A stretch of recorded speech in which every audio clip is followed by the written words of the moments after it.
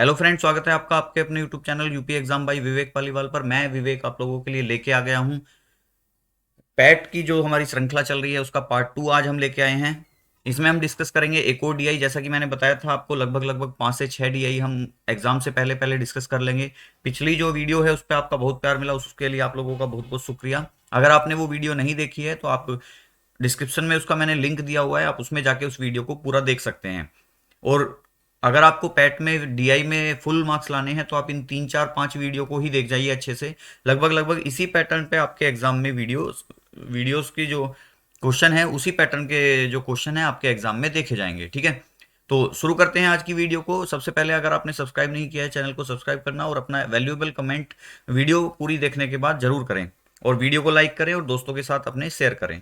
चलिए शुरू करते हैं। आज का हमारा जो डीआई रहने वाला है वो बार ग्राफ पे रहने वाला है। तो जैसे कि आप देख रहे हैं, मैंने पिछली वीडियो में बताया था, सबसे पहला जो हमारा काम होता है वो होता है कि किसी भी डाटा को अच्छे से पहले समझना। तो इसमें जो क्वेश्चन में बार ग्राफ दिया है, आपको पता है कि ये जो है आपका कच्चे ऊन का उत्पादन मैट्रिक टन में आपको दे रखा है। ठीक है, जो कोई भी कंपनी है या कोई भी फैक्ट्री है जो कच्चे ऊन का उत्पादन करती है, तो उसका जो डाटा है हमें इस डीआई में दे रखा है।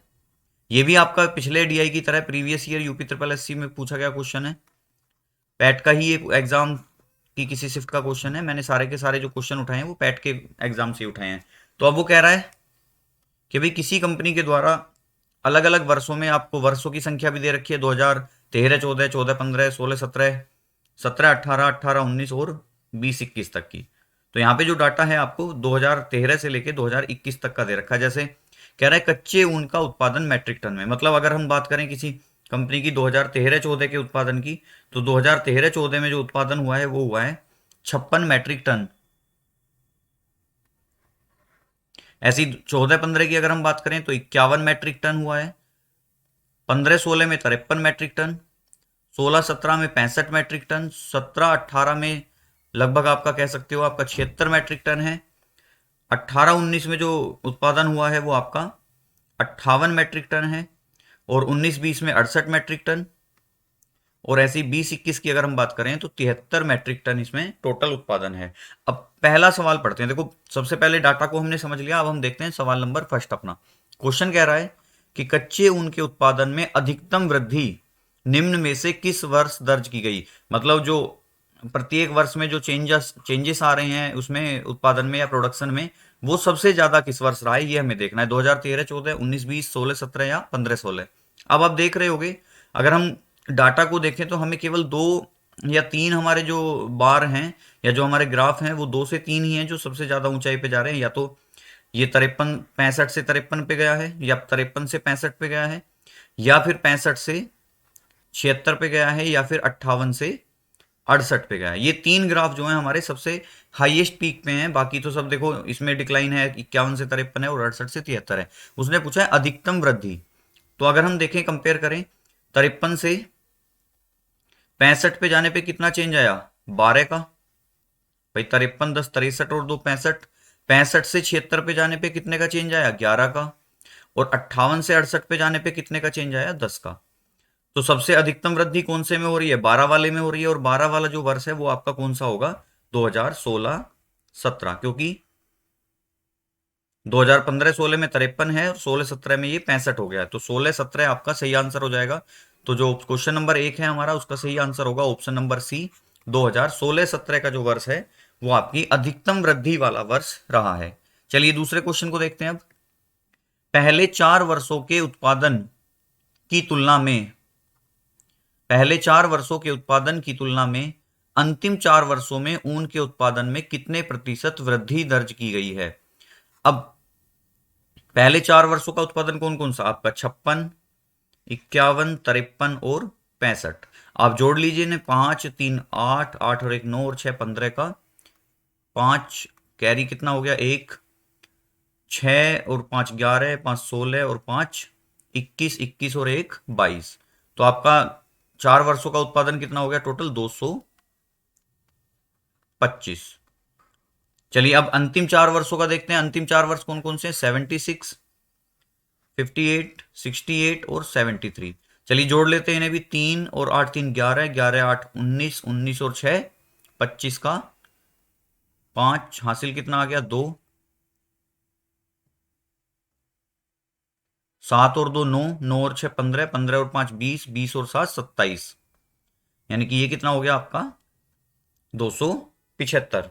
अब पहले 4 वर्षों में उत्पादन कितना 225, अंतिम 4 वर्षों में उत्पादन कितना 275, कितने की वृद्धि हुई है 25 से 75 की चेंज आ रहा है, कितने का चेंज आया 50 का, किस पे आया 225 पे, क्योंकि स्टार्टिंग में 225 है, और गुना 100, 25 से काट लेंगे अगर हम इसे, 25 निम्मा 225 और 25 चौका 100,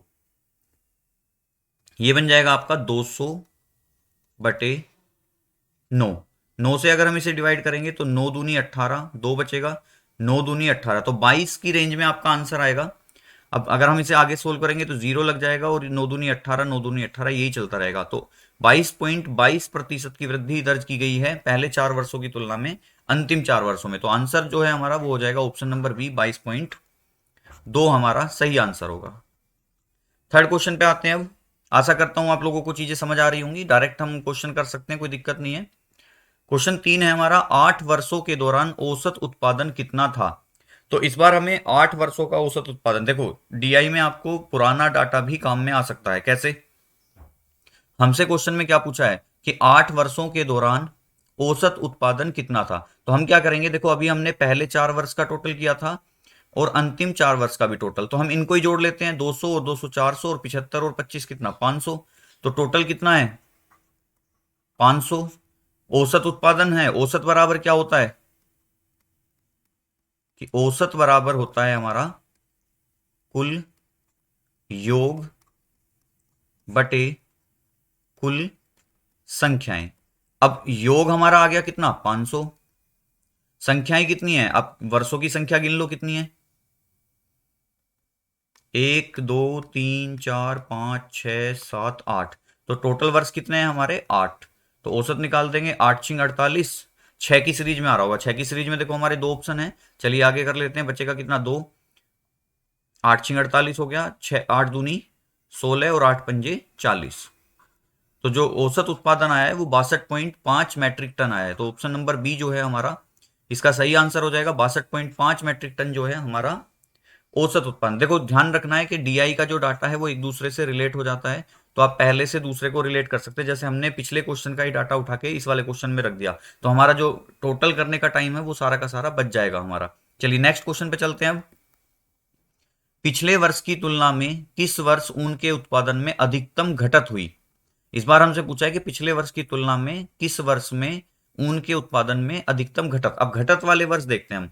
देखो 2014 की अगर हम बात करें तो 2014 में यहाँ पे 56 मैट्रिक टन उत्पादन होता था, और 2015 में यहाँ पे 51 हो गया। तो सबसे पहली घटत तो देखो यही है कि 56 से 51 कितने की कमी हुई 5 की। फिर जो दूसरी घटत है वो देखो 76 से कितने पे पहुंच गया आपका 58 पे, तो यहां पे कितनी कमी हुई है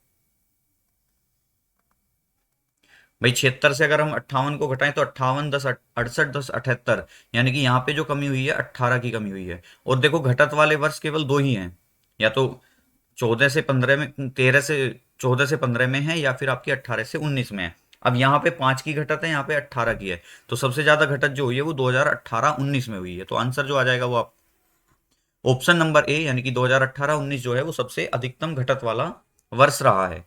चलिए नेक्स्ट क्वेश्चन पे चलते हैं।